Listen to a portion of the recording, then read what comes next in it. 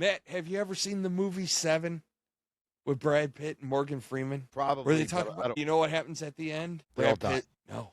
Brad Pitt asks one question, one important question. What's in the box? What is in the box? What do they have in the box? Let's go back. What's in the box? There's a lot of, what do you, what could it be?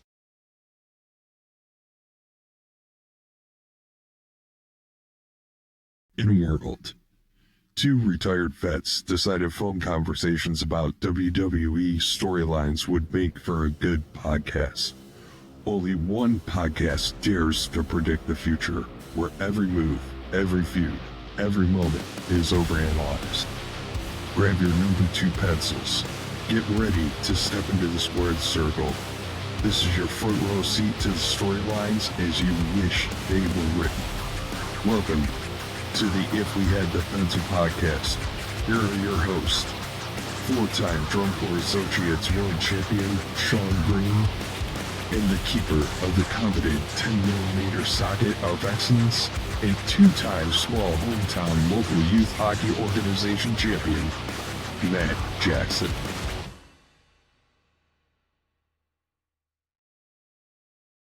Welcome to another episode of If We Had the Pencil podcast. I'm your host, jacked up on Mountain Dew. Finally saw the groomer for the first time, one time this year, Sean Green.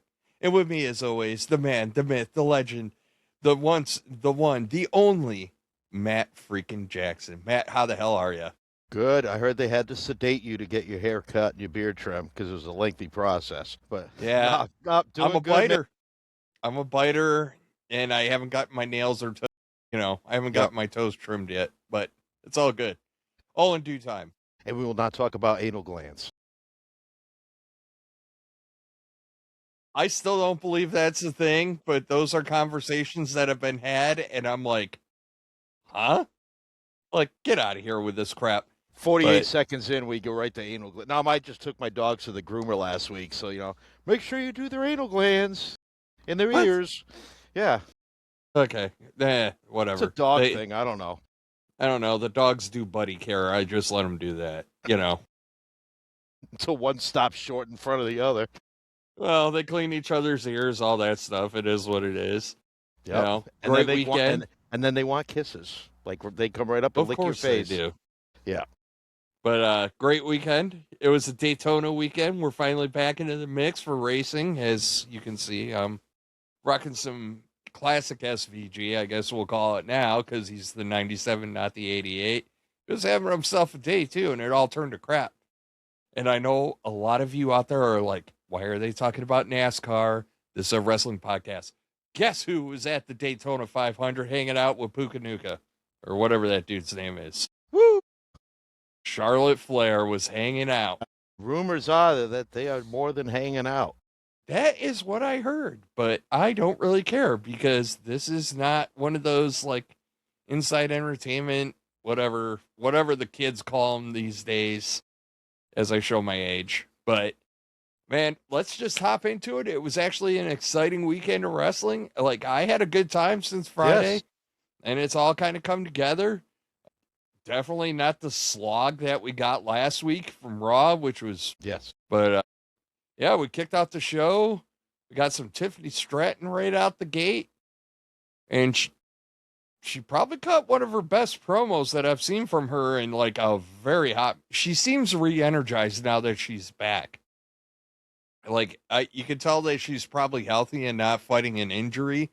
And it's kind of showing in everything that she does. So I'm real happy to see that. Nia Jax and Lash Legend come out. The side was for Nia Jax more so than Lash Legend. I do enjoy Lash Legend. Been killing it lately.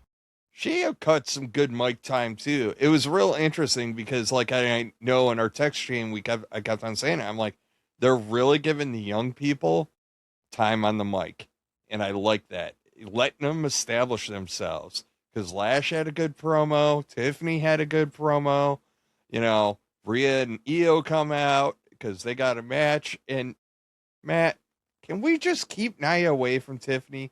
Like, one of those two got to go to the other brand, man, because, like, this constant interaction with those two, it's like, it's rough. And I just want it to go away. Well, like I said about we were talking last night while watching Raw, and somehow I noticed that, and happily so, the Bella Twins were not mentioned. And someone's like, maybe they're going. I said maybe they're going to SmackDown, or better yet, maybe they'll go on the list of future endeavored. So throw Nia on Well, that list. I I, I guess they I'm, can ti I'm go. I'm tired of them like shoving Nia down our throats. She's not good. She was terrible in that match. I think she's dragging Lash down. It's just Lash is just working and making herself look so good that it's going to make Nia irrelevant. She'll just be like this snotty mouthpiece that just gives cutting comments in the back, and but Lash is good on her own. So like pretty soon, Lash doesn't need Nia anymore. And then where does Nia fit? And please, not at the world title picture. God, no. And they just got to change it up for her. I feel like we've seen every iteration of her on SmackDown, and it's just, I'm Well, kind what of can you tired do of with it. her? I don't know. Her and Raquel Rodriguez can beat the crap out of each other. I don't know. But then you gotta hope Raquel can pull something good out of Nia. See where we're getting at? It's like, I mean, she's broke faces, she's hurt people, she's slow. I try really hard at, like, those of you that have been with us for a while already know. We always respect the talent because I can't do what they do, and we always give them props for what they do. But ooh, Nelly, was that like she Hmm. is a tough one to just stay positive and hunt the good stuff. But and in my notes too, talking about the match between Rio and I guess they're the Irresistible Forces now is their tag team name. That's according to WWE. That's how they had it listed in their recap. And no, that's how they describe Nia and Flash Legend The irresistible forces. meets the immovable object. That's a gorilla Yeah, mouth. That's a whatever. whatever.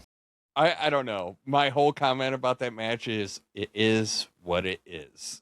Like just I got nothing, and there's so much more good stuff that I was just like, and I don't know how the hell this has come about, but in our text chain. So obviously, folks, we have a text chain going. We talked to Nick, who has his own podcast.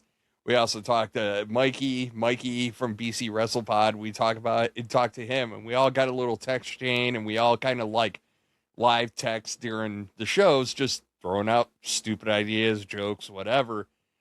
And like, it was just like, this needs to stop. Like, it just, I tell you what came out really good from that match. They teased and did a little bit of work with Lash and Rhea. When the time is right, that's going to be a banger of a feud. the women's division with the young talent coming up, there are some powerhouses that I really, really think are going to lead to some great matches. And Yeah, I because think they're that, power workers, but they can still work. They like Rhea's incredible with mixing the combination of her power and her agility. Soruka's another one, but I mean Lash moved good in this match. Her and Rhea were going back and forth, and she was doing good stuff with Io. Which, by the way, her selling the back is like hysterical. Anybody else would be like, it looks ridiculous, but because it's Io, it's perfect because it's her. no, I know. So So there after was a that, lot. So yeah, other than the nice stuff. It was a fun match and it served a purpose, but I'm glad it went to a double count out. yeah, it was just kind of chaos on the outside, which is fine, and they're trying to keep that team of Nia and Lash Legend strong. And then, you know, but anywho, I think that's temporary until because Lash, like I said, that she's going to outgrow that team. what I was going to kind of lead into though is, I think we're going to see where WWE is going to have to be really conscious of who's on what brand and going for what title. And what I mean by that is they have some big powerhouse wrestlers that all complement each other pretty freaking well. And then you got your Liv Morgans, Stephanie Vakirs of the world that are on the more petite side, the Alexa Blisses, where though they tend to work better because like you can only do the chop down of the tree so many times, right? Like until just gets ridiculous. You know what I mean? And you know, It's like, what's the dude from AAA? Microman taking out Omos or some shit. You know what I mean? Like, it's just meh. Yeah. So. It's kind of almost a comedy spot is what it would be. And it gets ridiculous. So, yeah. But after that, it was supposed to be Carmelo Hayes and Ilya Dragunov. And I was the so MFTs. excited for a minute. I was like, weren't we all? Yeah. And I kind of appreciate WWE for that because we all wanted it. We're like, this is going to be a banger. This is just going to be a banger again. Yep. Like, run it back. Not yet. Yep. Well, because like the last time those two went at it, I was immediately like, run it back right now. Yeah, because that's Ring the one the bell that the again. Miz Let's interfered go. with and cost Yeah. Ilya. So yeah, I was all excited about seeing it, but like you said, it was a great job by creative to like. It was kind of a way to gauge like how excited are people about this, like, but we're not going to give it to them yet. Make them wait for it. So make them earn it. Good job. The MFTs come out. Hey man, Solo actually cut a worthwhile, like, promo coming down the ramp. I did say in our text chain that there are times I look at MFTs and it looks like somebody went on like WWE 2K and was just like buying accessory packs for the MFTs, like face paint. Yeah, I'll buy that. That'll be cool. Tag team belts. Hell yeah. I've been saving up all week for that. Bray Wyatt's lantern? Shit. Yeah. It's just like, I feel like WWE is just giving them all the trinkets to try to get them to stay relevant. Like, Solo as their mouthpiece is fine. And he's solid on the mic. When the pre-tape segments, I mean, he's reading off a script, but when he kind of freestyles it and talks smack with the his opponent or the crowd or with the announcers at ringside, he's really good and he's entertaining, which bothers me that MFT isn't this like dominant force. Like you almost think like if Solo like ran with the Vision, but Solo wouldn't be the mouthpiece. But if he had a supporting cast that was kind of like the Vision, where they could instill fear and people always looking over their shoulder after him, like nobody's walking around the back like, oh, is MFT after me? But I bet you on Raw, character speaking wise, if you're a wrestler on Raw, you're always going to try to stay clear of the Vision as much as you can. Yeah, no, and it's kind of, I love when Solo, you can kind of, when he has the promos where his little personality comes through. Like, I feel like the genuine Solo Sikoa comes through, and he's just a smart ass and not scripted and just kind of cutting loose and making fun of everything. I love that Solo so much, and I hate that he also has to maintain this like Godfather figure, and it's just like, I hate to say it, bro, you're not Roman, you're not the Godfather. I don't know. It's just what they should have done was they should have just made him like 5 big Samoans that just like to mess people up.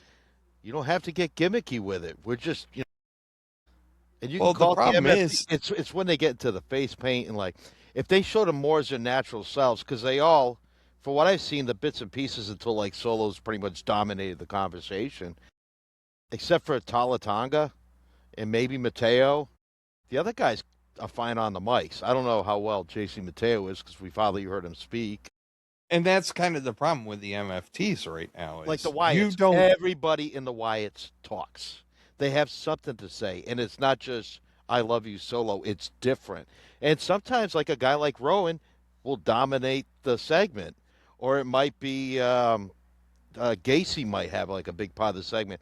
No, with the MFT, it's all Solo, and everybody's like, "I love you, Solo," or something very generic. So, if maybe we could see a little bit more of the personalities of those other MFT members and hear it vocalized, and then you kind of the war paint's all right because they only do it when they fight. When they're backstage, they don't wear it. Where for a while they were wearing it all the time, and then they kind of stopped it. So I gotta say something about that though too, right? Like, if you're supposed to be there's a difference here, and I wish Solo doesn't have to go all white, but I wish he was wearing like almost like football player eye black or something when he comes out to fight, because So now, because so there's kind of a with unified them thing. instead of being above them, with him being Well, because right now they kind of read as like evil villain number 1 and his 4 henchmen, right? Like generic henchmen 1, 2, 3, and 4, like behind them when they come out, right? Like I know that's not what they're going for, but that's what it comes across as. Is like, behold, generic henchmen, go get them. which You is know what I sad. mean? Which is sad because they're all related except for Mateo. I know, but that's how they read But because it worked well with Sami Zayn when he was like Sammy Uso or whatever. What I think they need to but do, you they saw all hinted them. those when it was the bloodline though, outside of Solo, really, you saw all their personalities. Yes, Like Solo was strong and silent for the most part, but like the rest of the bloodline, everybody got to let their personality shine. So you were better connected with them. When Sammy joined the bloodline, he got to be, granted, he clinged on until they were just like, all right, F it, man, you're in. Like, leave us alone. yeah, we You know got a what I T-shirt. mean? Yeah, here's a T-shirt. Yeah, it's like the little brother syndrome where like the older brother, I'm a single child, so who the hell knows? But And like, I'm the oldest. but like the youngest child that always hangs out with the older kid, just trying to glom on, and it's just whatever. But, it was all cool. This ends up becoming like what, a 6-man tag? Yeah, or no, a 10-person tag, tornado tag. But Yeah, because Matt Cardona comes out. We got Yep. we got to see Carmelo Hayes came out. Apollo Crews came Crews. out. Yeah, he just showed back Shinsuke up. Nakamura came back out. So like it was kind of cool, and it was a thing, and it was interesting, and cool.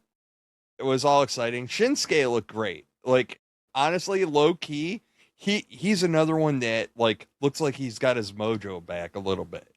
And I picked up on that. And then after everything was said and done, the Wyatts like end up in the stands. And later on, we get a promo or a cut scene where they're backstage. The MFTs are backstage, and there's like a picture, a drawn out picture of a lantern, but it's Solo's face as the lantern, kind of like Bray hat used to have. And I was like, oh, thank God the Wyatts are going back to effing with people, because that's what I want. I think Yes. that's where they make their hay. Like, okay, you got the better of us. You have our lantern. So now I'm just going to do spooky, scary, crazy crap. Pretty soon Nikki Cross will be coming out of a well or something to, suck their souls dry. Whatever. Like, it's a cool thing, right? Don't watch the video. Don't watch the video. I think this is all going to be settled at WrestleMania, and I think it'll probably be like an 8-man tag gimmicky match or something like that. The problem with that is the Wyatts really need another dude just to go 5-on-5, right? Because like, unless you put Solo in, like, even then, like, you need a big blow off, Right. And Solo because has like to be a part of it. Yeah, if Solo's doing something else. The only thing I didn't like, I thought it was okay, but I'm kind of 50-50 on this, and maybe you can help me out. I mean, the ending makes sense with Tama getting the pin, and he did it on Hayes, which this is fine. It's a 10-man. Craziness happens. However, next Friday, or this Friday, I think, Carmelo Hayes is in a Elimination Chamber qualifying match, which I forget who his opponents are, but we know he's not going to win. So now you have your U.S. title that you're trying to elevate, and now your champion's gotten beat 2 weeks I'm in a the row. last person to ask. I started this whole debate. I know you did, and that's why I brought that point up, because I wanted to give you an opportunity to express yourself.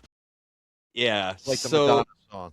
Hey, hey, hey, hey. Hate Madonna. No, hey, Madonna's song was used for one of the greatest Family Guy scenes ever, and it was Ray of Light. And it was when Peter was hooked on Red Bull, and he ran out of Red Bull, so he's like, Red Bull's fuel, kerosene is fuel, therefore kerosene is Red Bull.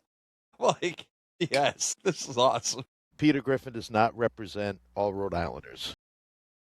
A good chunk of them, though, possibly. Yeah. So, all right, yeah. So I actually had a beef with this when they announced that he was going to be in a qualifying match. And here's my problem, right? I'm going to go across the old wrestling fan a little bit. Back in my day, club. About time. back in my day, or I feel that they got to stop putting their mid card champions in these matches, and it bothers me because the IC title for the longest time was the stepping stone title, and when you had entities like The Rock, Stone Cold, and all those guys that had like the IC championship, they treated it like it was the world championship. Mm-hmm. You know, it was that prestigious to have that belt. And I think when you treat the US title and the Intercontinental title at that, not at that level, meaning I have a title that should be, in the grand scheme of things, it's the number 2 title on whatever show you're on. We all know that, but like, we shouldn't be like, you know, United States champion Carmelo Hayes, United States champion Julia in her qualifying match. We shouldn't have these conversations. They should be off on their own establishing that title. And I think that's what's really made some of these titles like feel lesser than what they should be. You know, we have to get back to like the stepping stone title, because I think it's a waste to put Carmelo Hayes in that match. The WWE roster is deep. There is enough people out there. And if you're going to put, but we also have established just in conversation, with 2 exceptions, that WWE really effing sucks at running tournaments. Like, they suck at it. Like, God, I hate this tournament. The Last Time Is Now tournament pisses me off to no end. You had opportunity upon opportunity to just get cheap stuff out of the way. You know, you could have put Dolph Ziggler over. You could have put Matt Cardona over. I would have put Ziggler, but, you know, neither here nor there. You could have lined it up so it was Hayes and Miz in that, and you could have got a burn off there. Like, you could have made that tournament more compelling instead of just going with the lazy button and took all the favorites in every effing match and then just went Gunther, done. And it was like, it's kind of, they're doing better with the qualifying matches, but I don't want to see my US title in there. I don't want to see my IC title wrestling for that. No, they got a title. They need to be defending it. They need to be in their own. It also contributes problems because they're not establishing their own rivals at their tier either. So then we go through this minutia of, you know, the U.S. title, it's you and Piper Niven. It's you and Zelina Vega. It's, you know what I mean? There's no building of the counterpart, the evil counterpart. So, like, if you had a program at the mid card where your title holder and, like, insert heel X are really going at it, maybe that you're building heels too. That way, when they get up into the world title picture, now you got a good heel and you got a good face, and now it's compelling. And if you do that more, it's worthwhile. But like, instead, we're just going to use Carmelo Hayes as cannon fodder. I don't know. He could come out of it, but then why? Yeah, I'm just saying F2. And the thing is, like, tournaments can be a really good thing. Because in the 80s, WWF had a couple tournaments. They had the Wrestling Classic, and then WrestleMania 4, they had a one-night tournament for the world title. I think they've had tag team tournaments in the past. And then the NWA would always have tournaments all the time. And what made those tournaments so successful is that they would do a lot of things. Usually you would know who was going to win the tournament 9 times out of the 10, and that's been going on forever. What you used to get in those tournaments was somehow guys would meet up somewhere in that tournament that had a feud, and they were able to kind of work it out or extend a feud. You would get dream matches like a face versus face and a heel versus heel that normally would never fight each other, and that would make it exciting. And then, you know, a few other things. They don't even do that anymore. Like, they brought for the Cena tournament, they brought back Mark Cardona and Dolph Ziggler, but again, it was just for one night only. I think for Cardona, it was probably either a tryout or his reintroduction back to the company. But even so, like, even if you have a 95% clue who's going to win the tournament, you can have a successful tournament if you do all that underneath stuff that makes a tournament exciting. and also create an element of doubt that the person everybody thinks is going to win the tournament is going to win the tournament. Yeah, I think it lessens those titles. So Mm-hmm. it just makes those titles feel, and I don't remember if it was you or Mike. I think Mikey brought this up.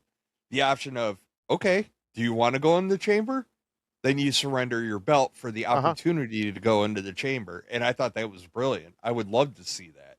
I mean, then it matters. Now you got to make a choice. It was either until the middle late 80s, I think, is when they finally changed the rule. But WWE, when they were WWF, had a long-standing rule that you could only hold one championship. And that's... I don't know if I love that anyways. Storyline rule, but like I think it was in 1980. Bob Backlund was the world champion, and he and Pedro won the tag titles, and they got stripped of the titles because Backlund would either have to give up his world title or keep the tag team, or vice versa, because it was a rule. So I'm guessing it was storyline, but it was at a big show. I'd rather them have two titles, but then they got to defend both in the same night. I could work with that. That's what they should have done with Roman at some point, when Roman was lugging them We're around. not going to go back in history. You and I talked about it. We had the double belt I just problem. went back 46 years or more in this, but yeah. I know, but I'm not going down this Roman spiral that happened well before we started the podcast. I actually think it comes up quite often throughout. I think it was the seed that started, that seed was planted during that reign, and then it just blossomed into this wonderful podcast that we have. So it took a long time to germinate, yes.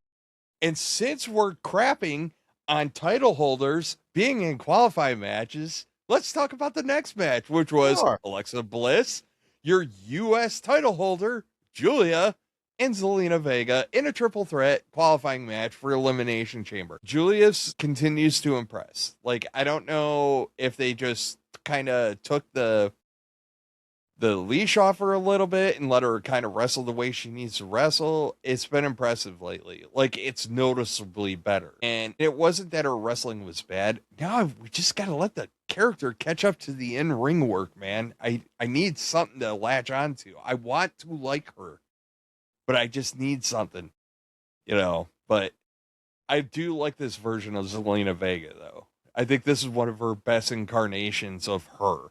So, and I like that too. Like the dark side, the Morticia Addams kind of look. I like it. It's a good little look. Bit of Cruella DeVille thrown in there, but also I think what I noticed in this, and I'm hoping it's not a one-off.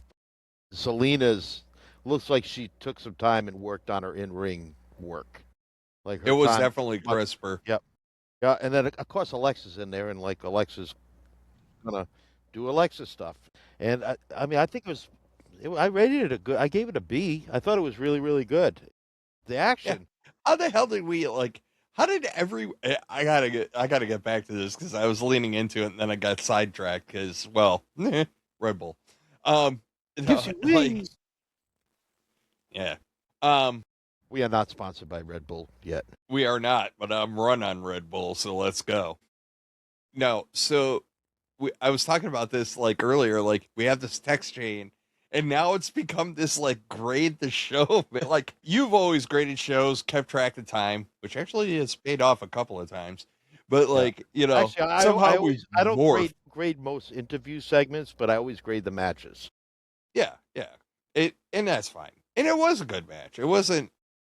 I got no complaints about it. It went the right way, and Bliss goes over. Cool. Saw that coming. I kind of did too. But the interesting thing that comes out of that is I'm pretty sure Charlotte's going to qualify. So you're going to have all these tag teams that are inside the chamber. We'll see. I think, because Rio is probably going to be in there. I mean, Rhea's already qualified. Alexa Bliss is qualified. Io will probably qualify, and so will Charlotte. So, I don't know where. So, which means one of the teams is going to flip on the other. Whatever. But we'll get through it. I want to go on to happier stuff because the next match makes me happy. Actually, it made me conflicted at the time. Because we had Trick Williams against Ray Phoenix, and Trick Williams ends up going over. It's time to look about our that girl. Trick, bud. forgot our girl Chelsea out in the wheelchair in the backstage segment. I can't believe you forgot about Chelsea, which a lot of Okay, our followers, I think, are in agreement with Chelsea. Everybody loves Chelsea. I'm going to stick I by it. do love Chelsea. If her ankle's better, which I'm sure it will be, I give her the money in the bank briefcase and just have a ball with it for about It a while. is so good. I mean, think about this. We've been saying this for the longest time, and they kind of said it on Unreal too. You give that girl 30 seconds on TV, she is going to maximize it. She's in a wheelchair in an effing boot, and she maximized it. In a wheelchair in a boot. I have my dream, because Jericho rumors floating around. We'll get to it. We're going to talk about that a little later. I have this dream where we get a pairing of the list Jericho along with Chelsea Green, and we get a handoff of the list. But I want to see Chelsea Green come to the ring with a list, and it's like her whole it's like a wedding train coming all the way down as she walks there. The list just keeps on paying out. I think she could do so much with the list. It would be phenomenal because she does such great work. And the fact, like I said, she's injured and she's still got airtime and made it pay off. Like, Well, what a treasure. They know she's money too. Yeah, yeah, for sure. But we did get Trick Williams, whoop that trick, and he is over. Bro, I'm not jumping ahead, but they chanted "whoop that trick" like 2 or 3 times on Raw Last night. Yep. Yeah, like, and I even said in that chat, I'm like, when you're getting your chant on the show that you're not even on, you're over. Yeah, Big no, over. he's that guy is going to be big. And is he the most technical wrestler in the ring? No, I don't care. He has enough charisma, personality, and mic skills that you can afford a little bit of a lesser in-ring presence. You know what I mean? And like you get that with him. Like The Rock was that way too. There's nothing wrong with it. The Rock was huge on the mic. He was a bigger than life character. His in-ring was okay. What It I saw wasn't from great. Trick in the ring so far, we haven't seen a lot, but what I've seen is good, and I think there's a It's lot heady. more. It's heady. Dude, Trick is a throwback. He's not like the future type thing. He's the present now, but the dude is a total throwback. Like his look screams like mid 1970s. So like personality wise, I put him like Ernie Ladd and Ron Simmons. That's personality. That's like his character. I can see that. Wrestling skill, I see some Booker T. I'm trying to remember who the other one is. And I don't want to just compare him to black wrestlers, but I've watched so much wrestling. Like, I love it when a guy that's out today brings me back to remind me of somebody, which shows that they're super talented and the fact that they pull from back there. So obviously he's seen footage. I'm telling you, if Michael Cole ever announces like interviews Trick Williams and Trick Williams calls Michael Cole Mr. TV announcer, no doubt in my mind he was an Ernie Ladd fan because he just like the crap talking, just talking like smack to his opponents all the. Oh my god, he talks it in the ring too, and I love it because it's That's what I like. good. Braun does it too, but Trick does it different. Like Yeah, he Braun does do it different. just rants and threatens and intimidates. Like Trick will like insult Yeah, you and just like make you feel like I'm not good enough to be with this guy. Like, but it's really it's awesome. And but I also see like he acts. I don't think he's a heel. I don't think he's a face. I think he's in that tweener role. yeah. Or I tweener, think leaning a little bit I heel. don't think Then you define him at all. You no, just leave him as is. He does not need to go either way. That meter needs to be in the middle, and it needs to twitch, twitch on the heel face side a little bit. It's kind of. I know he's only been up here a little while. I don't want to compare him to be him, but it's a little Stone Cold, little Steve Austin there, where the fans go nuts for him, but he's still like until like Austin would have his dominant face and his dominant heels, but a lot of the Stone Cold character laid in that gray line, and Trick does that because he'll say something, it'll interact with the fans, that'll pop him, and then he'll just talk trash, and he talks trash to everybody, so he doesn't just talk trash to the heels. Yeah, since he came up to the main roster. And Yeah. like the But best part but he about it also is stood up to Drew McIntyre. well, the best part about it is that like he's going after the old guard as well as the new guard for one. And like I'll tell you right now, it's gonna be Trick Williams and Sami Zayn at WrestleMania. I'll tell you right now. I already see the writing on the wall for that. It's gonna be he's already under Sammy's skin a little bit, like, hey, this mofo doesn't respect anybody, blah, blah, blah. He's already crying to Ray Phoenix about it and everything else. And like, I was so conflicted for this match because I love Ray Phoenix too. Mhm. And I'm like, but man, I just want to see, I'm enjoying the ride. You know, it's like a roller coaster with Trick Williams, right? Like we're watching that very first hill. We're on the chain gang riding up to the top of the hill of the roller coaster with him, and it's so good, so effing good, and I love watching that dude. He is gonna be a star. He is a star, but he's gonna be a uber star. And the people listening that know the focus of what we do, just main roster, and we don't watch NXT unless we bump into it, on social media, whatever. They're probably like, "Yep, told you about Trick, told you about Javon, told you about Yeah, Kiana James, told you about Julia, telling you about this one." but it's nice and refreshing, and like I always say this, and like some of our peers from the other podcasts, they actually appreciate that about you and I because they are so invested. They've watched all these stars come up. Whereas if we see them perform, we're giving you honest first impressions again. It's like the reset switch. And for them, it's an opportunity to either go, this is what we've been seeing too, or it's I didn't really see it that way. You know what I mean? And, because like your biases are going to work your way in, but Well, what I like going back and doing now, and I haven't done it in a while, but with Dragunov and Gunther, I think Mikey was saying that those two had some great matches in NXT, and of course I went and watched them, and they were incredible. Now I think, and I don't think it's cheating the podcast. I think now is when we have the opportunity. Like, well, now let's watch what they did in NXT. So I'll probably start looking for some. I've watched a little Carmelo Hayes in NXT. Yeah, it's good. So I caught him. some I Trick caught him Williams by and half. some Obafemi in NXT. Now that they're main roster, now I can go back and kind of look and see what the hype's about because now they're here. Yeah. No, it. Every now and again, I'll randomly catch it, but it's just happenstance. Like I'll have Peacock on, and it'll be like, all right, I'll click on it. Let me see what we see. But let's keep the ball rolling, man, because we had Yeah. a WWE Women's Championship match that was a thing. The best part about this whole thing wasn't anything that happened in the ring, though Jade's outfit was fire. Yeah, half the internet thought so too. I didn't even check. I was like, yeah, good stuff, Jade. Like, I appreciate you. Nah, the match itself was okay. I think it kind of buried Grace a little bit.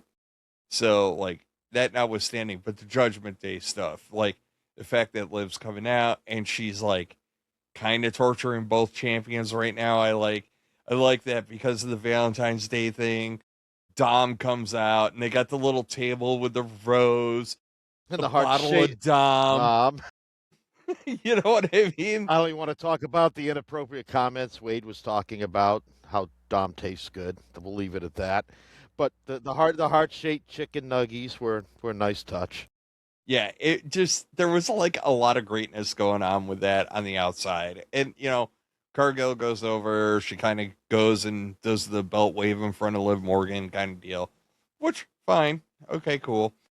I But thought that part with the Judgment Day out there was it was fun, but I thought it was kind of took away a little bit from the match itself.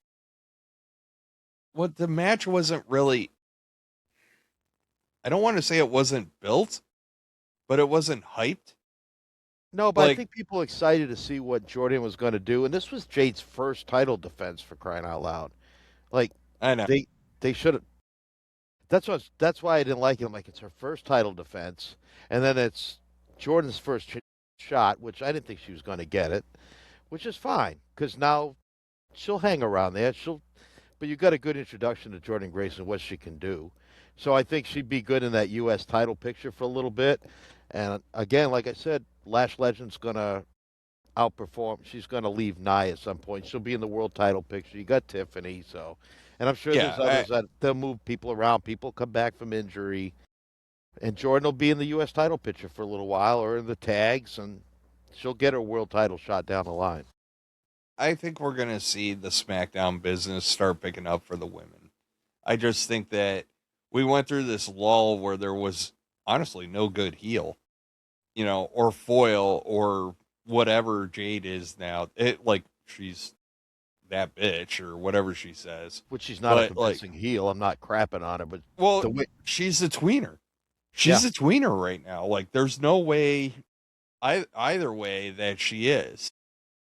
And but let's get into the last match of the night so I can crap all over it. Can we talk about Kit Wilson with all this? What do you want to talk about? You want to talk about toxic masculinity? Yes. All sorts of toxic masculinity. And everybody breaking character in that entire segment. Priest. I'm gonna as soon as like Kit finished his poem and R2's like, I got this, like Priest was like, he couldn't say that. He probably forgot all his lines. He was too busy. Bro, I intentionally did I intentionally did not put this in the show notes because I was like, we're not going to be able to hang on to this. And R-Truth did, and R-Truth's on Mount Rushmore, man. He is one of the staples. It's Paul Heyman, Chelsea Green, and R-Truth. And like the camel toe comment, dude. Though, the camel toe comment. Even Chris was like, she couldn't believe he said it on TV. But I'm like, I was in hysterics, man. It was funny. It was so effing good though, because it was like all this was a lose. I mean, the poem set it up. So all this is already chuckling. Like Priest is already chuckling. R-Truth, so he's always chuckling. And then like R-Truth did R-Truth things, and it was just like but Femi dropped you on your head, and like Kit Wilson laughed, and then Aldis, he was cracking up too. Like you could tell, like they all just broke character. Aldis couldn't hold it. Nobody could have held it. It was like one of those great moments where it all went sideways, but it came off great. Well, that is blown up on social media. That whole skit. It was so good. It was so effing good, and like it just, man. I loved it, and there was another segment with Kit and Aldis, and that's when Femi was there.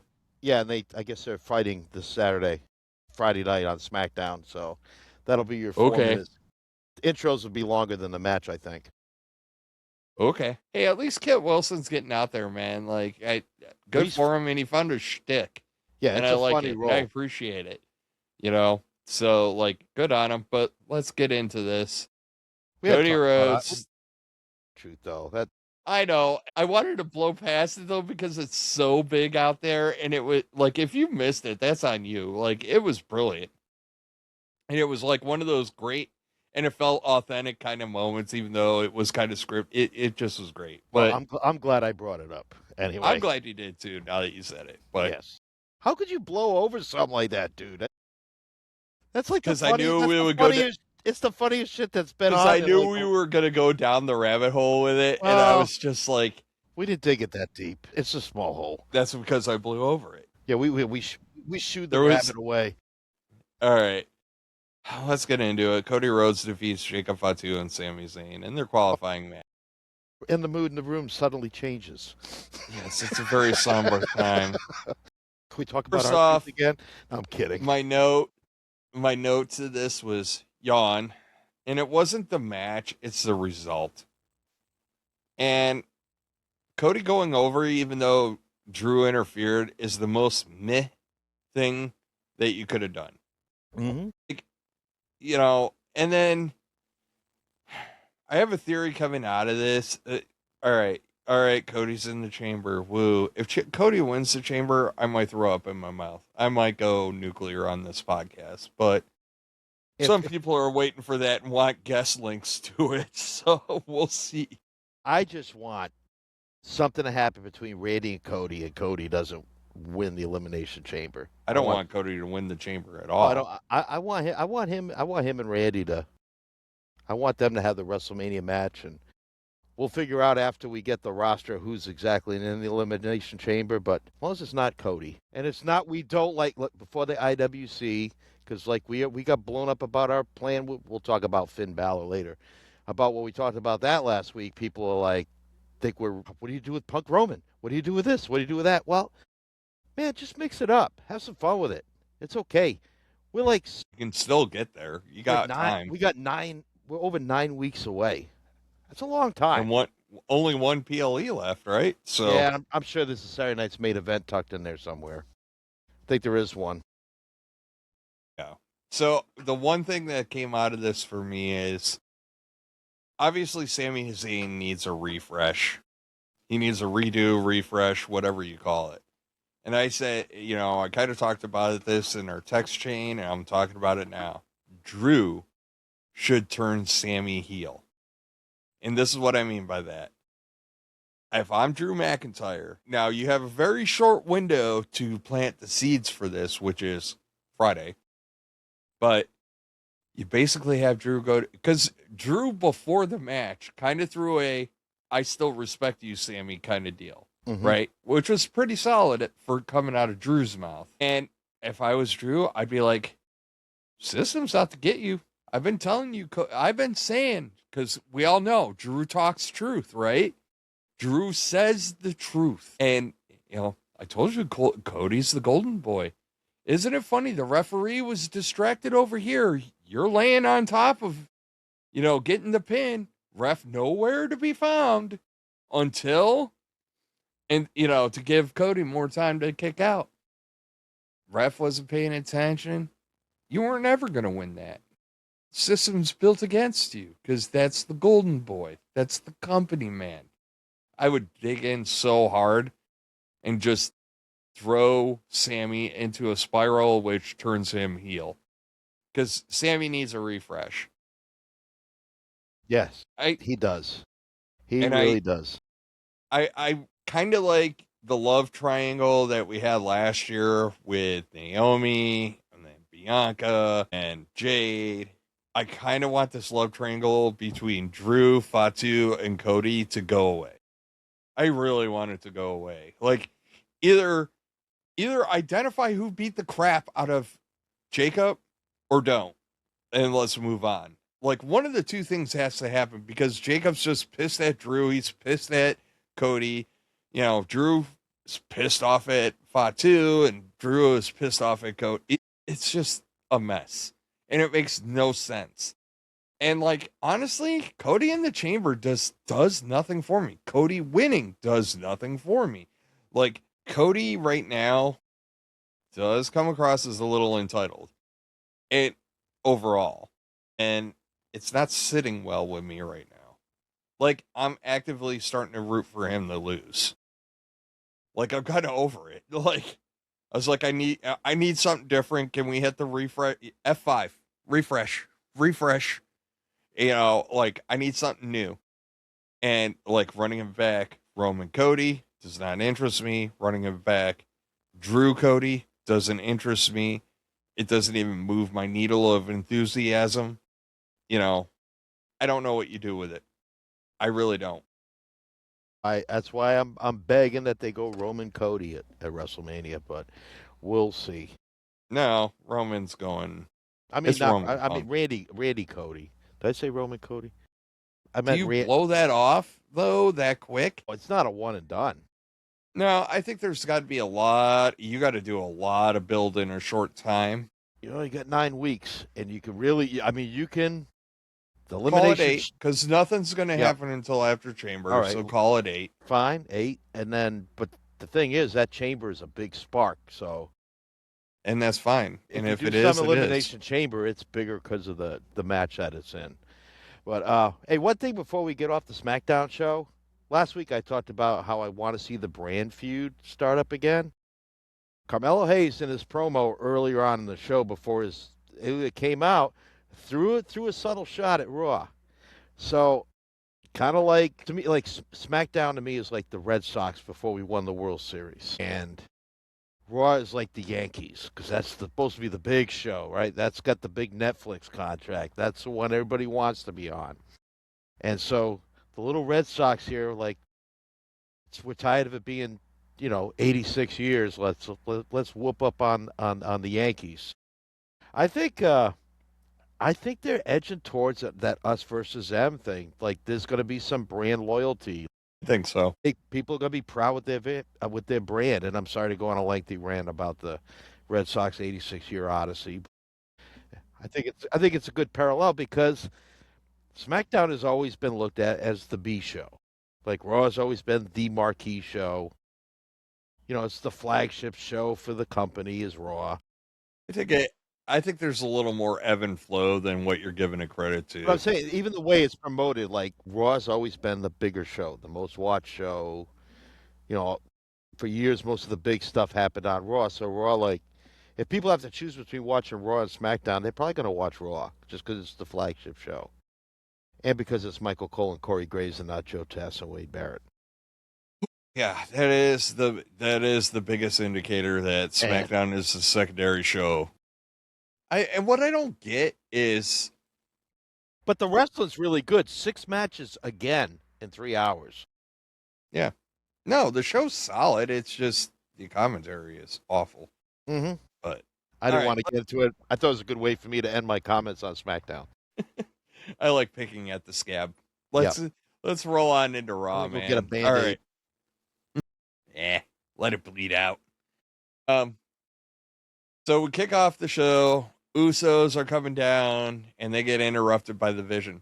By the way, side note, all night, updated graphics for everybody coming out. Like, Netflix, they updated all the graphics when they're coming into the ring. Like, Vision had a little spinny thing that settled in to say the Vision. But I noticed that everybody had new, like, fonts and graphics. I didn't even notice that. I wasn't paying attention, so. I'm a nerd. I notice these things. But Paul Heyman being Paul Heyman just derailed the whole party. No yeeting for anybody. And it all went downhill. And then we get, chaos because Usos are stuck on the steps. Vision's taking over the ring. And then L.A. Knight, comes out. And L.A. Knight starts talking crap. Honest crap, too. So good on him. Good promo from L.A. Knight. And then eventually Adam Pearce comes out like, can you free up my ring? And then he made the single dumbest effing comment on the face of the earth that I picked up on, and I would not let it go all effing night. As we all know, WWE has crack security.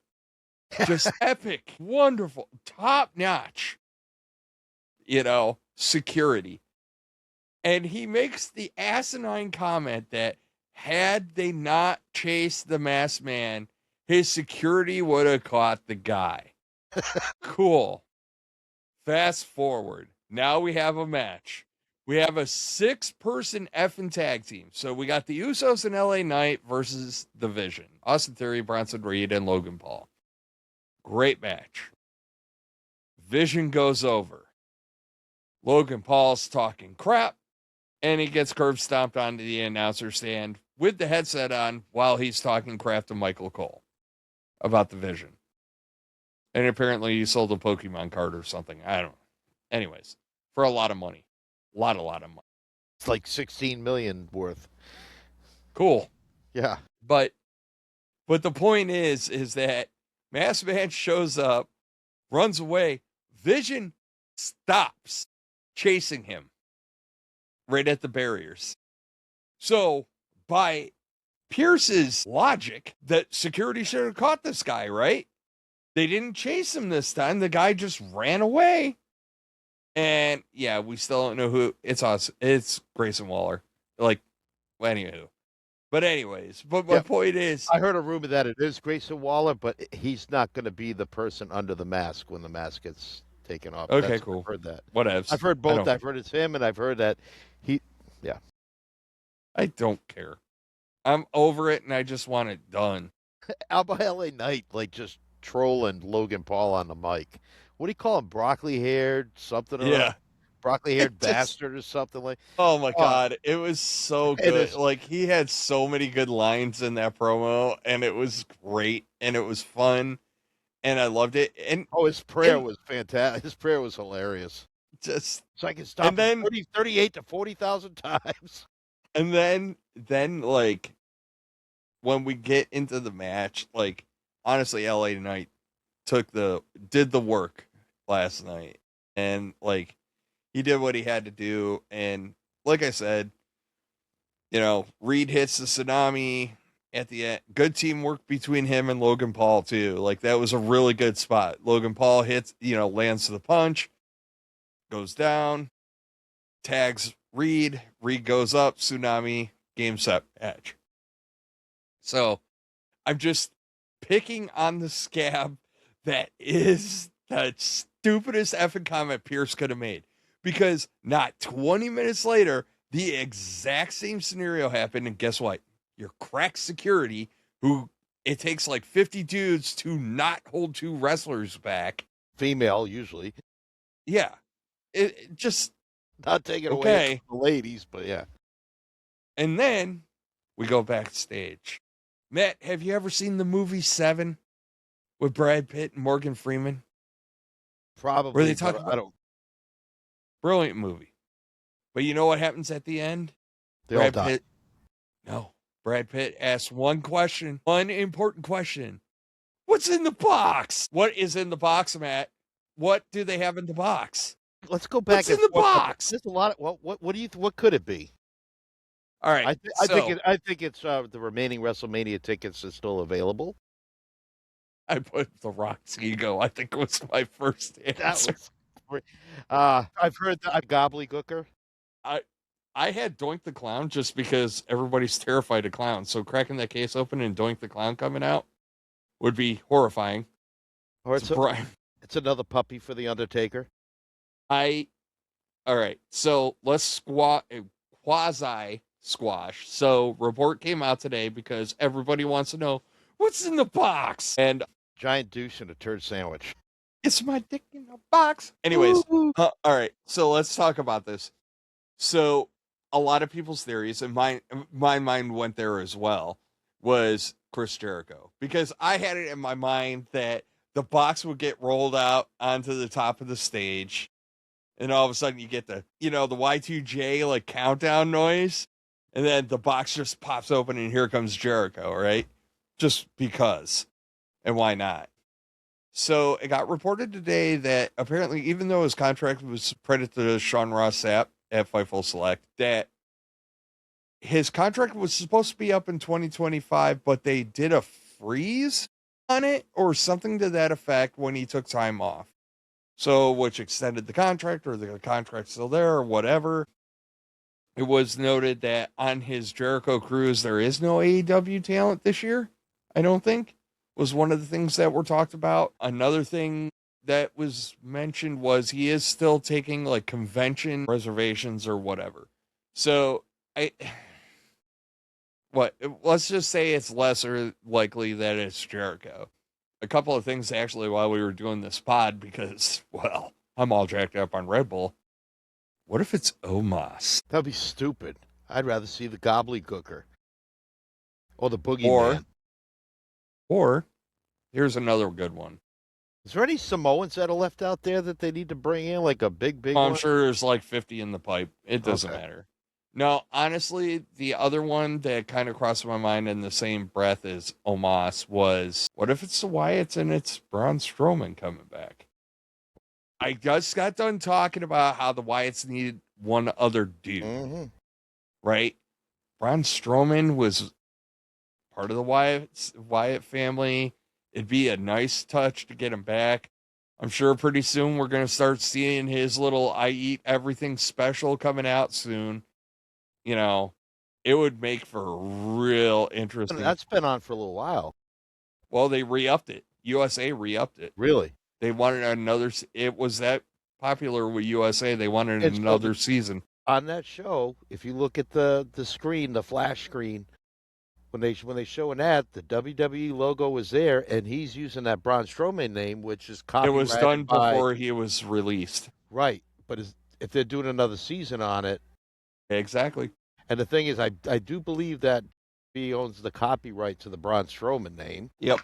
So we'll see. I don't know. I think he's still on the WWE payroll to some extent. All right, folks, this is your chance to chime in. What's in the box? All right, we'll definitely get this up as a short, but like, what's in the box? Oh, we're such 2-year-olds. It's great. Or it just could be this Big old box of that. big old box. Well, we were joking earlier because It's a box of grid squares, Sean. it is a box of grid squares. And backup light fluid. Yes. Got to be backup light fluid. Yep.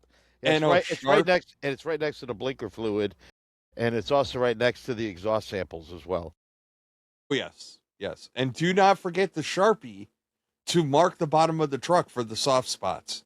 Yes. You got to take the hammer and the Sharpie, and you got to mark where the soft spots are under the truck. And pretty soon, the weather's going to warm up, so you got to take all that winter air out of the tires and replace it with that good summer air. Absolutely. Those Otherwise, of bad you who things served happen. will know. Unless you served, No.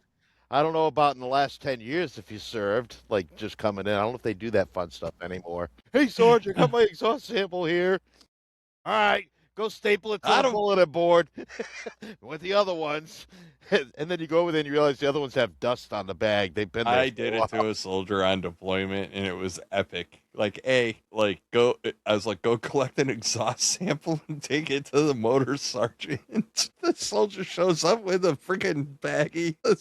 The sergeant's like, the motor sergeant's like, "What's up?" And he's like, "Sergeant Green sent me with an exhaust sample." He's like, "Oh, how long ago did you take it?" He sent him back to get another one. It was great. Next time, double time with it. Yep. It goes bad. You can't test it if it goes too long. So, I don't know. But on the real, folks, make sure you hit us up. That's the shit that I missed when I was in the Army. Not the stupid stuff, the fun times. But let's get back into it, right? All right. So, Elimination Chamber triple threat match qualifying Asuka, Bayley, and Natty. It's a good pair. It was good. I was leaning Asuka just because, but we were chatting through this one. We thought it was going to be Bayley, and then you were thinking of Natty because she could just wreak havoc. And well, that's what I was kind of hoping for, right? Like I was leaning Natty just because I thought maybe if you put Natty inside the chamber the way her character is currently configured, that it could get ugly. I just want chaos. So, and you guys will find that out later. But I think Natty would have been a good choice. I don't like how Bayley went out in this. It felt underwhelming. Like the way she tapped out. And it was not, you understood after the match when Natty gets attacked on the ramp by Maxine Dupree, you're like, that's why Natty lost. She's got unfinished business. So it's all good. It was a good match. No, it was excellent. I mean, in fairness to Asuka in the cage is also a wild card, so I'm all for it. Yeah, and well, yeah, she's still amazing. And I guess we've completed the transformation from Natalya to Natty. Like she's in that dark grayish black singlet. She's just working submission style. They should have done this a long time ago. It was needed, and it's a nice little refresh for her. So, the promo that only certain individuals that speak certain languages could actually, understand. We get, they're asking Liv Morgan in her sit-down interview, along with her boo, Dom, who apparently has to be everywhere. And there was... Yep, and Stephanie shows up, and Stephanie starts... I mean, I could pull it up. Mikey did us a solid, and basically translated the whole thing. He also said that everything that Dom said to Liv was legit. It's all over the internet. Yeah, I've seen it a couple times. That's good news, because that squashes a conspiracy theory that, of Stephanie, going off on Liv, and then Liv just gets down in the crapper and is crying, and then backstage later, we get the girls' night out from Raquel, and like, you know, they're going to go have a night on the town to drink away their sorrows or whatever. So it just was interesting. So cool. I mean, I don't think there's any question Liv's going after Vakir right now. Yeah, I don't think that's a good. I question. think that no, especially after last night. I thought it was really good, and I was watching Dom, and you know we were talking about it in our chat, and now believe it or not, what and you think I was on the internet all day, but just for a little bit, I've seen a lot of Oh, you people were, but not for wrestling. We know. We know. Full-time college student. We'll leave it at that. Today was mostly a homework day, so yeah. Homework. That's my How story. many categories of homework did you? Business law and project management? It was enthralling. Is that what they're calling it nowadays? Yeah.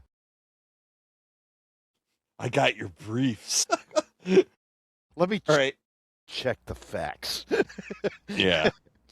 But no. Anyway, now what we talk about? You got me all laugh. Oh, We were talking about Vakira and Liv Morgan and stuff. Well, it's already getting chatter across the social media with the IWC that here we go.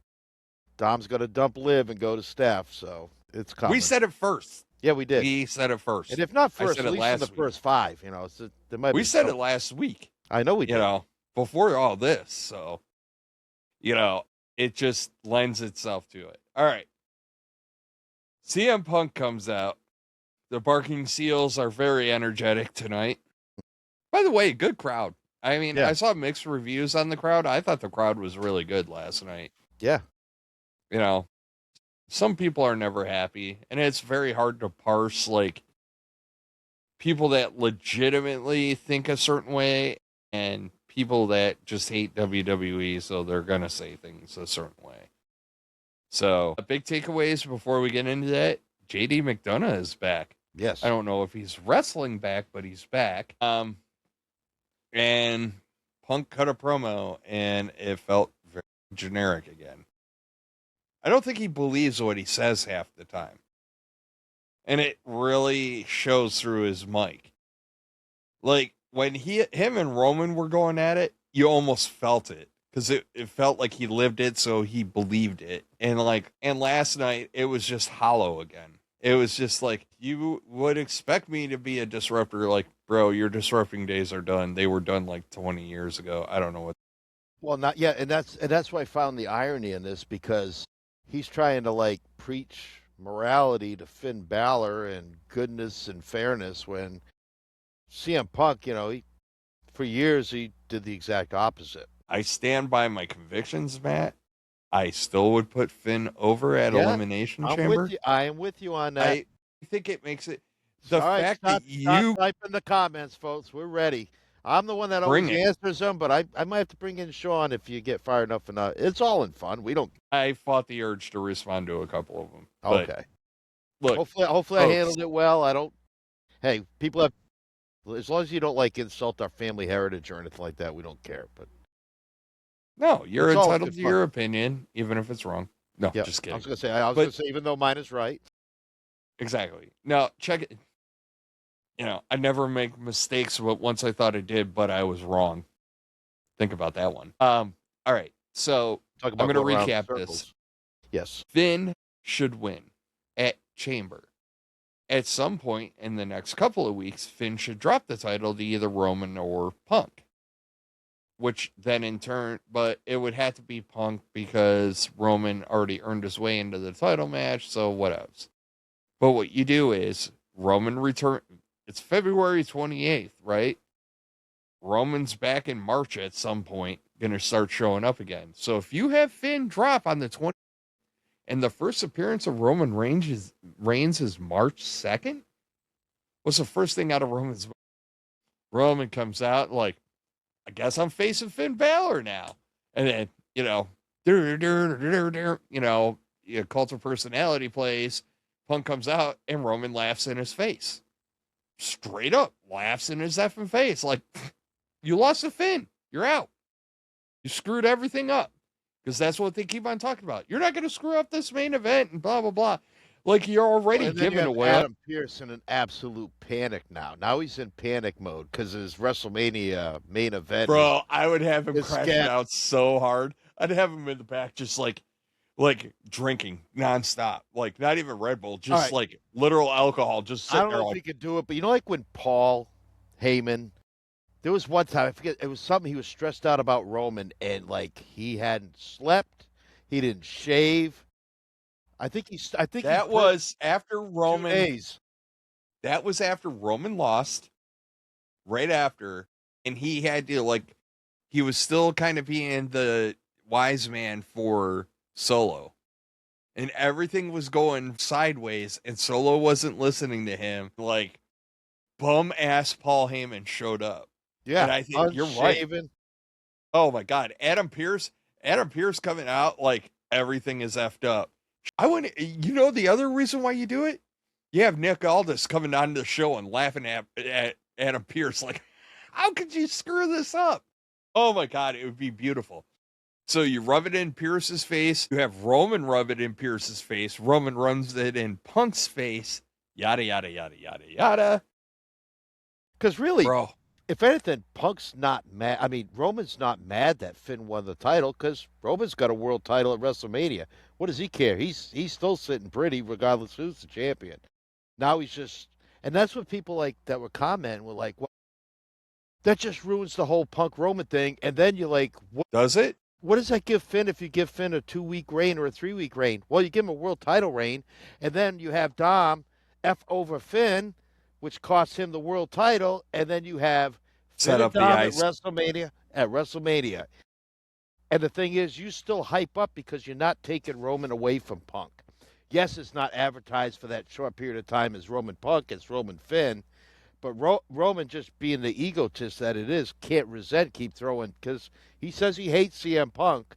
So it's just another reason for him just to throw darts at Punk the whole time. Exactly. The ammo that he would Like, get. yeah, I'll take care of Finn Balor, like, because they have history too, and you can build on the Roman Finn history. I know. And Well, still Finn's keep calling going. it out now. Finn is Yeah. calling it out, and I love it. And like, I would do so much, man. I would have like, you know, WWE should have all these printed graphics already, you know, where Roman's on one side, Punk's on the other for Mania, and you show it in a dumpster.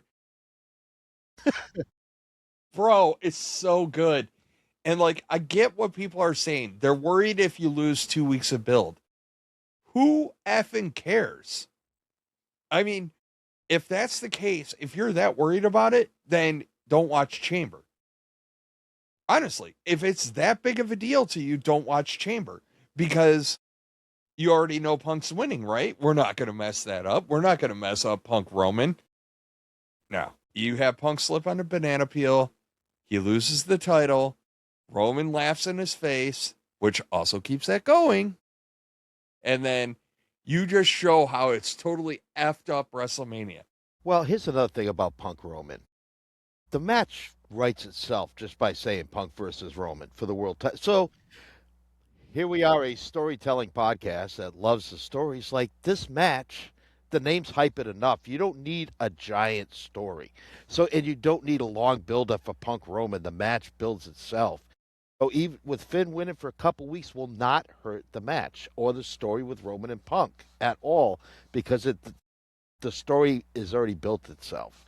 You're really not adding anything new to it other than the fact that Roman hates Punk, which we know, and Roman won the Royal Rumble. But it doesn't deal. Punk isn't going to, like, the fans aren't going to boo Punk after all this, right? Like, No. they're not going to turn on Punk. So even if Punk slips on a banana peel, and like, you got to do it for 2 to 3 weeks because you got to have Punk trying to get his shot back so it can get back to fix it. And I would have like Adam Pearce trying to set up the match and Finn just looking at him and go, I'm the champion now. Like, dead ass. Period. And then, you know, what are you going to do? You give Punk all the latitude in the world because he's got the title? No. Now Pierce is getting more disheveled. Like I said, you just go 3 weeks. That's all you got to do. And Paul Heyman is just laughing his ass off the entire time. And guess what? does Heyman become the reluctant ally that Pierce might need? Because there was a segment in the back where Bronson Reed says, "I take care. Oh, you have a problem, Mr. Pierce? I'll take care of this problem. And when I win out, I take care of that problem." And then what did you hear Adam Pierce say? And I know we're jumping ahead a little bit. He's like, "Thank you." He actually thanked Bronson Reed, and I caught that, and I'm like, so will these two bickering at each other? Will circumstances force Adam Pierce and Paul have to rely, as reluctant as he is, on Paul Heyman and the Vision? That would be. I think that'd be more interesting than having a direct Pierce Heyman Vision feud. Have it where Pierce kind of has to come, suck it up to Paul, and like, even though he's the boss, he's like, I got to fix our relationship. I do need you. Like, I need some help. There's so much deliciousness that you could do with that, but like, I love it. The word of the night, delicious. Yes. That was last week too, but yeah, I mean, I know, but it just these are like, it's so tantalizing. Like, these stories are so good. Why won't they write? That would be so compelling rather than standard video package, standard interview. Like, man, make people like Pierce, like he's kind of floundering right now. He's under a lot of stress, and they're emphasizing that in the show. So like Pierce has to have some help. And I wouldn't have Aldis come in. Aldis got enough shit to deal with on SmackDown. No, I don't want. I only want Aldis to come in to laugh at Pierce and give him shit. That's all I want. Like, Aldis. If we're gonna start doing the brand feud, that would be a good way to do it. But just to talk shit, it's got to be for a reason. If it's to spark the brand feud, which he can say, "Gee, your champion talks crap about our roster, but." Your home's a mess. Yep, I know. There's so much you can do with it. My kids may behave, but they ain't running amok like over here. Yeah, exactly. That would be the only way that I would want all this on is if it. If you're gonna go brand versus brand. I want all this. I want the more you talk about it, the more it makes sense to throw dude, the timing of everything going into this, like, shit, you could double dip Punk. Think about that shit. Think about that. You make that title get defended both nights. So you do Finn Punk night 1, and then he has to wrestle Roman night 2. I don't think that's a bad one either. I mean, they've done that in WrestleMania's past. Guys have had to work back-to-back nights. Yeah, but they did, like, tags. Yeah. They would do a tag and then go into their singles match, but, like, no, I want singles. Oh, my God. Oh, so many angles that you could play with that. And all it takes is one match. One match to change everything up and throw everything into chaos. And then, like... I wouldn't do that because I would rather see... I don't want to see Punk twice on WrestleMania weekend. Finn is going to fight... But you're not thinking big picture because we all know Roman has a cult. Right? Like, there is a cult on social media that is 100% all about the Roman Reigns. So if you do Punk Finn night 1, right? You do Punk Finn. You're saying that Finn keeps it through WrestleMania by hook or by crook. Yep. If it's a way. I'm not saying it's the way I prefer. I prefer the Pierce forces a rematch on Raw main event. Dom F's it up. I think that's a better way because that gives Finn an out. However, I do see a scenario where Roman thinks he's, it devolves into now it's Punk or Finn, but Punk's got to go night 1 and 2 if he wins.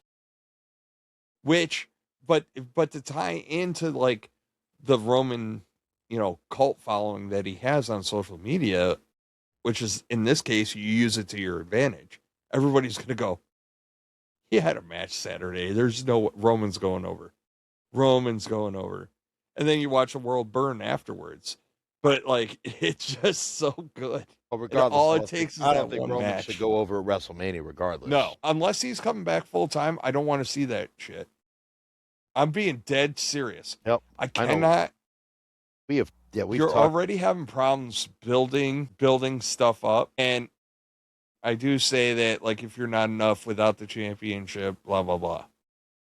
But having gone through the dark times with Raw, where there was no title on Raw and he never showed up to Raw, it was bad. Yeah. Because people were just wrestling to wrestle and there was no incentive. There was no top at all. And that's a problem. What was the peak at the time when he had both belts? He never showed up to the brand, hardly at all. And when he did, he didn't do shit. No. So, no. So your IC title holder was basically your show's champion for the most part. But it just didn't feel right. And they didn't even have the right people in those slots to do it. Because you didn't want a Seth Rollins to have the IC title. You wanted him in the world title picture, but it's hard to be in the world title picture when the world title is on the other brand just chilling in the back room. Yeah. So that was a horrible, horrible mess. That's why I always give Punk credit. He does wrestle regularly, and he doesn't. He's there every week. I want to see the title. I'm actually kind of, and say what you will about Drew. He shows up and he does something. Not just comes out to his pyro and belt. Look, I have a belt. It's a wonderful day to be alive in XYZ town. Yeah. Yeah. What do you want to talk about? But you know what I want to talk about? We had a number 1 qualifying match for the IC title between Penta and El Grande Americano. So I will say this. First off, Penta goes over. The springboard destroyer. I think it was incredible. I had to go back and watch it again. It was so effing good. So effing good. So good. But I like that. What was another good spot, and it was really early in the match. Like the first few minutes, he hit a Penta driver, like 3 or 4 minutes in, like out of nowhere too. Like nothing was set up for it. He just grabbed him and Penta drove him. I was like, nice. Because then it was for near fall, because what does usually give the Penta driver or the destroyer? Way at the end. So it's a finishing move, but only when you're fatigued, but it did damage. I liked how he went right to that Penta driver early to try to get a quick one. Penta's so good anyway. So we all know a mask for mask is coming, right? Like between the original El Grande and El Grande. And I hope to God Kaiser wins this. For 2 reasons. 2 reasons, actually. He will, because he's so big in AAA. And I was going to say that, like, he's over in AAA, and I think that Chad Gable can be Chad Gable and be significant enough as Chad Gable, whereas Kaiser's kind of stuck in the mud, right? But Kaiser as El Grande is huge. And, like, I don't think you mess with the hot streak, man. You don't come in and you don't screw it up. If they go mask for mask, Chad Gable's got to lose the mask. Absolutely. Because if you go back, we'll go back in history again. There were guys that really weren't good wrestlers until they put the mask on, because I think what it is, it's either maybe it's their look, maybe it's their personality. By itself isn't good, but you add the mask, and I think there's something about it when you're wearing a mask. Even though you're in front of people, they can't see your face. So I think maybe some people are able to be more. I just think that the character they feel more confident. Ludwig just really came out of his shell with El Grande Americano. Like he was good when he was in Imperium, but this stuff here is. Well, and I think too, like with Chad Gable's iteration of El Grande, it was a spoof, right? Yeah, and it was meant to be kind of comical, a little over the top, but it was very cartoonish. And when Kaiser took over, he kind of made it his own and made it legit, right? Like, almost like a tribute. Yeah, like it was Fallujah. He's legit. And it's still kind of a clown show with Chad Gable. And like I had a beef storyline continuity wise a little bit at the end of this, which was he kind of gave a nod to Penta, but the whole reason El Grande Americano exists is because Chad Gable had to go kung fu and wander the Mexican deserts to like fight to learn all the secrets of lucha libre, And then he comes back and he's just like, now he's just like, sup to Penta. It's like, no, those are the whole reason you're here is to F over the luchadors. That was the whole purpose of Chad Gable going on this like vision quest or whatever the hell you want to call it. And Well, like now he's just like, goes to show he's short term in the character because he's going to go back to Chad Gable. He'll probably be a face. He'll probably be on the Penta team with him and Dragon Lee and that whole group. And who knows, maybe Otis and Tozawa or something, or maybe he'll end up feuding with whatever he did the whole thing with Alpha. it would be kind of faction he had when he left.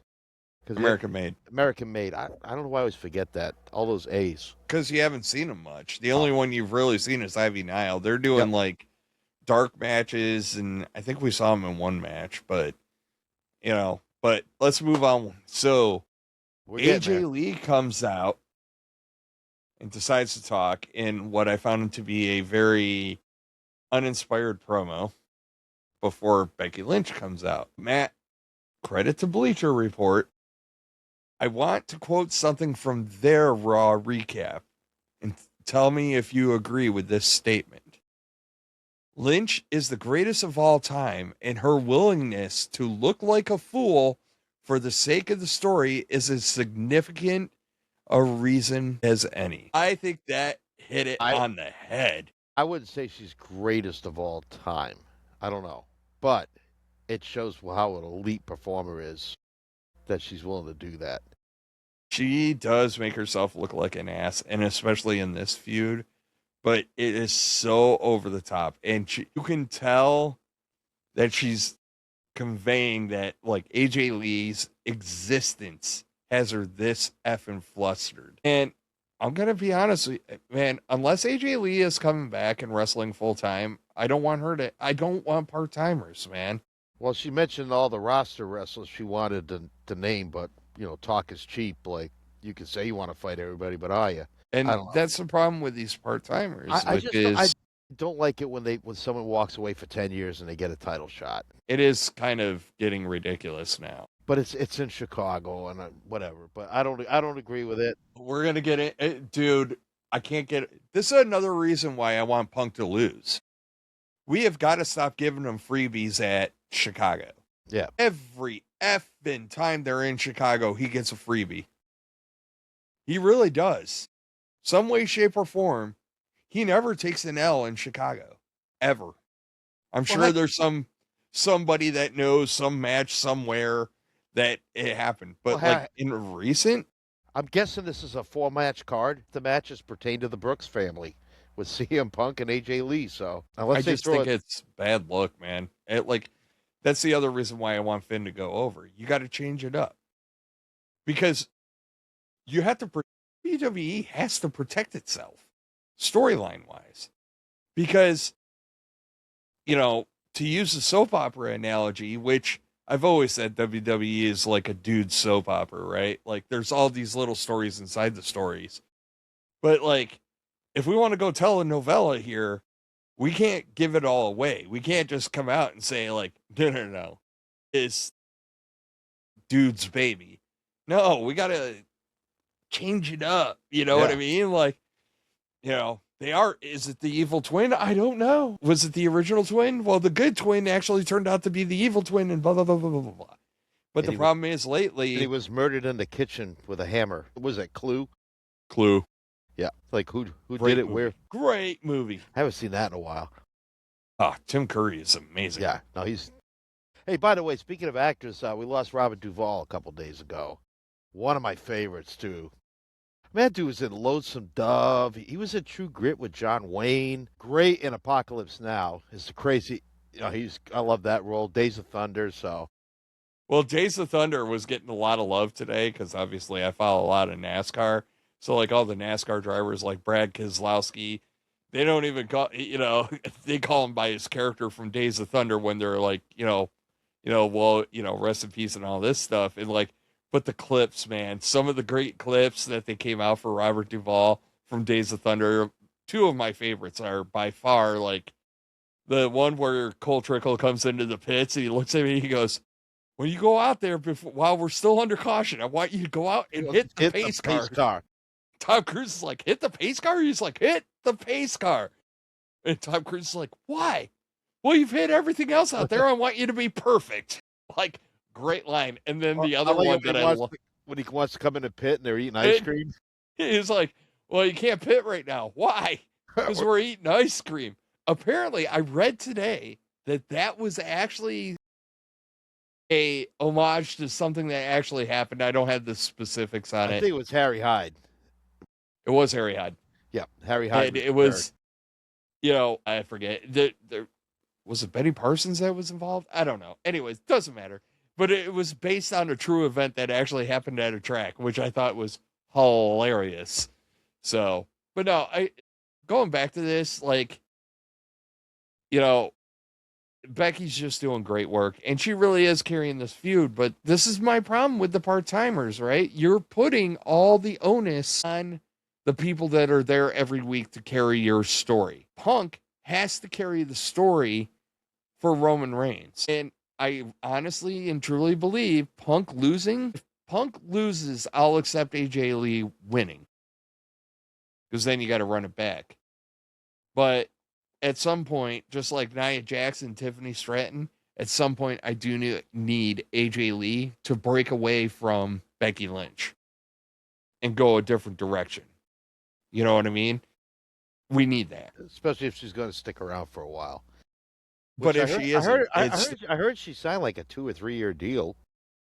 Yeah, but if you're only showing up every few weeks, dude, we haven't seen her since what? Cena's last show? Was she at Cena's last show? I have no clue. That's my point. Whenever Maxine won the U.S. title. Yeah. Last year. There we go. That's my point. Like, that's not okay. Like, yeah, you're not going to get the ring rust off that way. But anyways, we have gone long so far. Let's get into this final one. Sure. So we had another triple threat qualifier match, which was real interesting and kind of tough to call coming out the gate, which is Javon Evans, Gunther, and again, a title holder, Intercontinental Champion Dominic Mysterio. I have beaten this to the death. IC champions and U.S. title holders should not be in qualifying matches for the Chamber, but whatevs. Yeah. It was a good pairing, though. Like, you could have made it. You could have made an easy argument for any of them. Any of them. You could have made an argument for any of them. Well, really, I thought it was not just because I'm a Gunther guy, but just because WWE is usually pretty good at lazy booking. I'm like, oh, Gunther's going. Because you want Gunther in the Elimination Chamber. When we were talking about it, though, because we were all texting back and forth about this, the more I thought about it, I was like, what does Gunther bring to an Elimination Chamber match? Like, honestly, like, his style is horrible for the Chamber. Horrible. He's a ring technician. He's kind of a choppy bruiser kind of guy. But he doesn't come across as somebody that's really going to do a lot of nastiness. I want some nastiness. Now, I know they're nowhere near what they used to was back in the day. But I think the Chamber has to be a little more fluid, quicker, faster to really be entertaining, because there's always the drama. You're locked in there, yada, yada, yada. So I think like Gunther just sitting there hacking away at somebody, you know, whereas like Dominic being in there, you could see him doing a little more flippy floppy stuff. But I also, you know, ultimately Javon Evans goes over. Thank goodness. No, I like the call. I think it's nice. And also, it kind of gets me excited thinking that Trick Williams is going to go over in his qualifying match. But I hope so. I would like to see a couple more young guys, and I was going to talk about this during this match because I think it makes it a very positive development for Trick Williams, because that the younger, I want to see younger talent in there. I do not want to see. We've opened the doors to the old folks home and let the older guys all into the Chamber. I don't want that. I want to see younger guys. They don't have to go over, but I want to see them, you know, and I really want to see that happen.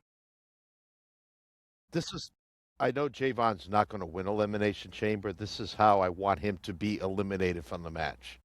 He gets on top of a pod, and he goes to hit an OG cutter, and Randy Orton RKO's him midair while he's coming down, and that's how Javon gets eliminated. That's a lot of coordination, but it would be like incredible. You said it, and I was kind of like, that would be cool. But on the flip side, like mentally, I saw in my head him coming off the top of the pod to give somebody an OG cutter at the exact same time Randy Orton is RKOing somebody else. Like that visual would be great too. I mean, if you want to make Cody look kind of cool, I mean, honestly, you want to make Cody kind of look cool, have him hitting dueling cutters, or have them hitting the cutter at the same time or whatever. But no, putting Evans in the chamber is the right choice for all the reasons why I said Gunther was the wrong choice. Right? And I think I will say this, that like you could have got away with putting Dom in there, but I also think that by not putting Dom in there, especially with him coming off an injury, you're kind of protecting him a little bit. The way they got Gunther out of this match, this qualifying match, with Dragon Lee, it was good. Leaping with the bell and all the drama with the hammer and everything else, which, okay, like, whatever. And the ref saw the hammer. It's a triple threat. There's no DQ. I said the same thing. You ain't even got to hide it, dude. I mean, I know. I was like, just start swinging that thing and bonking people. Well, with it. What was funny was when Dom went for the hammer and then Gunther kind of sort of got him into a sleeper. I was like, oh, just, yeah, you know what I mean? Like, just tattoo his forehead, but they wormed their way out of it. And it was kind of fun. There was a lot in this match as it pertained to Gunther that was a good thing. One, it was kind of fun that the focus of his ire throughout the whole thing was Dom for the most part. But on the flip side of that, the person that had all the counters to Gunther was Javon. Yeah. And they were good. Like common sense, got him in the sleeper. Javon drops down, kind of pops him in the chin to get out of the hold and a lot of that other stuff, and uses his flexibility to get out of a lot of stuff. Like there was a lot there. It was the most entertaining way to see Gunther get chopped down. Yep. It was really good. Javon was selling Gunther's chops like insane. Yeah. And I think Javon has a similar issue as I mentioned earlier. I need to know who the character is. I really kind of do. Like, I know he's this, like, it's like somebody put a bottle of Pop Rocks in their mouth. Yeah, bouncy. What the F?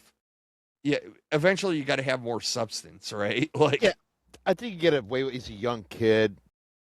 Something will happen that'll build up a storyline. You'll start seeing. That's what I'm getting at. That's the only thing I need from him. That's why you can't put him right in. Now, his wrestling talent and his in-ring ability is just carrying him so well so far.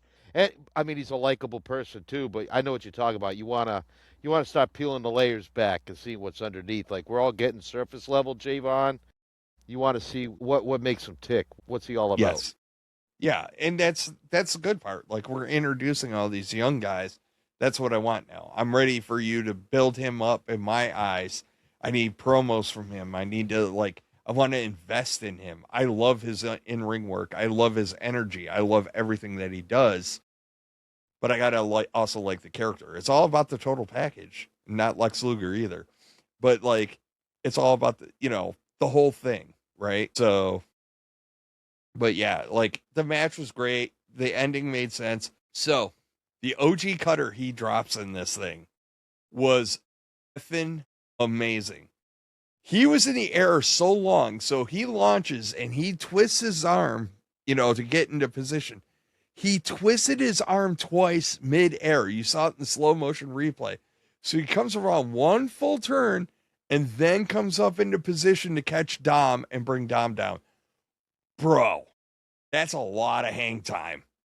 A lot of hang time that he was able to do that. And I picked up on it. I was like, oh. He's him and Montez definitely are your hang. Oh, I can't wait for that one. Yeah.